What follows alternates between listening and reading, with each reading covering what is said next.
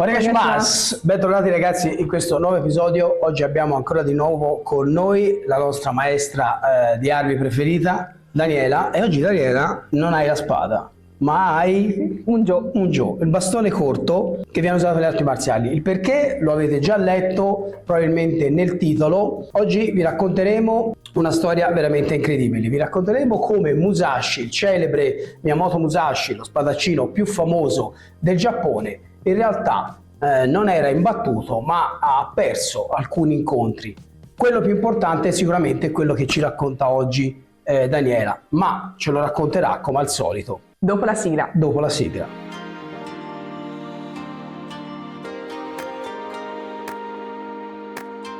Prima di addentrarci in questa storia, parliamo un attimo del Jo, quest'arma a bastone corto, che è uno stile, il Jodo, la via del bastone corto, che deriva dal Jojutsu. L'uso di questa arma viene ricondotta al primi del 1600 per opera di Gonnosuke Muso, che è un maestro che poi è il maestro che ci parlerà Daniela, che cosa è riuscito a fare addirittura questo maestro con l'uso di questo piccolo bastone. Gonnosuke aveva studiato Katori Shinto-ryu, Kashimashi-ryu, insomma era esperto di diversi stili di armi. E si dice appunto che lui riuscì a sconfiggere Musashi Miyamoto in un duello. Ma quindi Daniela, è proprio così? Gonnosuke Muso, questo samurai, è riuscito davvero a battere Musashi Miyamoto? Ebbene sì, ma ci arriviamo. Bene, allora io direi di partire parlando un po' di questo personaggio. Allora, Gonnosuke faceva parte di una famiglia di samurai, è stato il primo praticante a introdurre la pratica con il bastone corto, che poi è diventato Jodo. Come abbiamo già detto, era un praticante di Katori Shinto-ryu e di Kashimashi-ryu e sapeva combattere con la spada, con il bastone, con la lancia, insomma era un artista marziale completo e sapeva combattere con diverse armi. Quindi era un praticante abile, diciamo, molto abile. Gonnosuke però non era un Ronin come Musashi, lui aveva scelto di intraprendere un cammino di crescita dal punto di vista marziale, aveva iniziato un vero e proprio pellegrinaggio nelle diverse scuole. Questa era una pratica in realtà molto comune. Gonnosuke non è l'unico personaggio a aver fatto un percorso di questo tipo, era un qualcosa che era appunto molto comune all'epoca e che aveva anche un nome in giapponese, ma al momento non mi ricordo. Ah, ok, cioè lui andava in giro per il paese per imparare, sì, vedere, incontrare nuovi stili, cioè fantastica sta cosa. Sarebbe bello. Sarebbe bello, sì. Quindi Daniela, come andò allora la dinamica? Come andò la dinamica di questo duello? Allora, intanto dobbiamo dire che i duelli furono due. Il primo vede Gonnosuke sfidare Musashi scegliendo come arma il bokken. Si racconta che da questo duello fu Musashi ad uscire vincitore perché Gonnosuke venne bloccato in una leva particolare dal nome Wujidome, se ricordo bene, ovvero guardia a croce. Gonnosuke quindi non poteva liberarsi da questa leva, da questa guardia, se non esponendosi a un colpo mortale.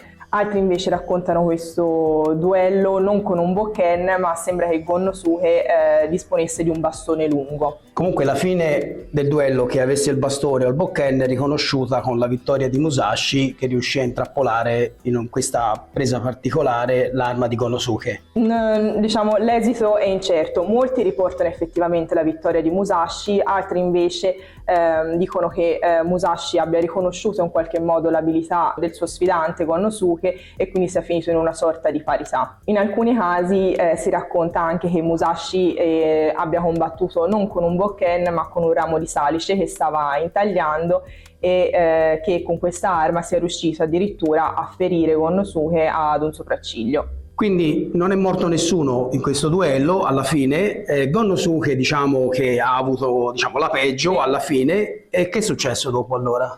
Allora Gonnosuke ha deciso di riprendere il suo pellegrinaggio, ha cominciato di nuovo a girare per varie scuole, ha continuato a studiare e a praticare e si racconta che una notte sul monte Oman, nella provincia del Kyushu, gli sia apparso in sogno un bambino che gli abbia indicato di puntare il bastone verso il plesso solare. Da questo sogno lui ha capito che doveva in qualche modo lasciare l'arma lunga, il bastone lungo da 180 cm, ne tagliare tagliò un pezzo facendola arrivare a una lunghezza di circa 128-130 cm, che è appunto il Jo, e cominciò a praticare con questa arma. Quindi lui taglia questo bastone, e qual era la differenza? Cioè che vantaggio gli avrebbe portato secondo questo sogno, questa nuova arma? Beh, sicuramente avere un'arma più corta ti permette di essere più agile, più veloce, è un'arma anche più leggera, più maneggevole, quindi diciamo ha sicuramente una maggiore agilità e una maggiore velocità nei movimenti.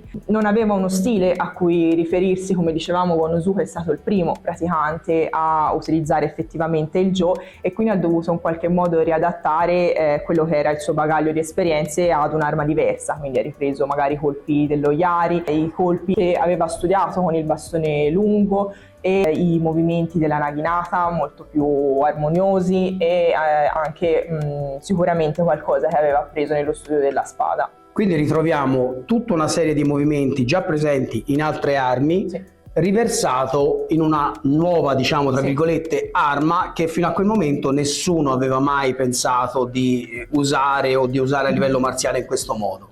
Insomma, un bel vantaggio allora, esatto, poteva essere. E quindi come prosegue appunto la storia? Sembra che Gonosuke abbia sfidato nuovamente Musashi e non l'aveva presa bene la prima volta, cioè c'era anche tornato, diciamo. E sembra che questa volta sia stato Gonosuke ad avere la meglio su Musashi e addirittura gli abbia risparmiato la vita, in ricordo anche del loro primo duello, sì, quando esatto, invece fu, diciamo, in un certo senso Musashi a riconoscere l'abilità di Gonosuke, e quindi è riuscito a sconfiggere Musashi. Sì.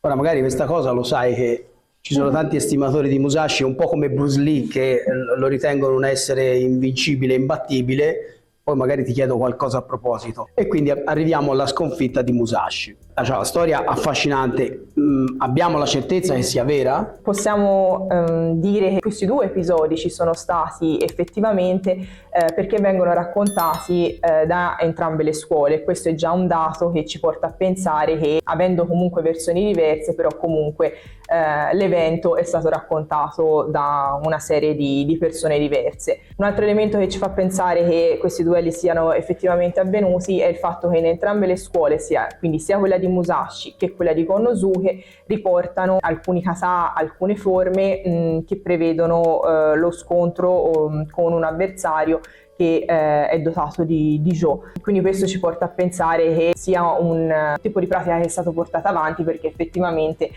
lo scontro con un Jo era possibile. Allora, dopo questo duello, Gonosuke che cosa ha fatto? Gonosuke è andato a lavorare a servizio da una famiglia di samurai, i Kuroda, ai quali ha insegnato l'arte del Jodo, e sono stati loro a portare avanti questa pratica e l'hanno custodita anche molto gelosamente all'interno delle mura della propria famiglia. Bene, quindi hanno continuato la pratica del Jo, del bastone corto, però come hai detto te, insomma in gran segreto. E quindi come ha fatto poi il bastone corto a uscire da quella stanza? Il Jojutsu divenne pubblico a partire dal 1927, quando effettivamente ha avuto una sua diffusione all'interno dei corpi armati, quindi veniva utilizzato per allenare allievi della marina, ha avuto, diciamo, un suo risvolto più militare, ecco. A partire dal 1940 non parliamo più di Jojutsu ma di Jodo. Quindi la via del bastone corto. E quindi poi da questo momento allora la pratica del Jo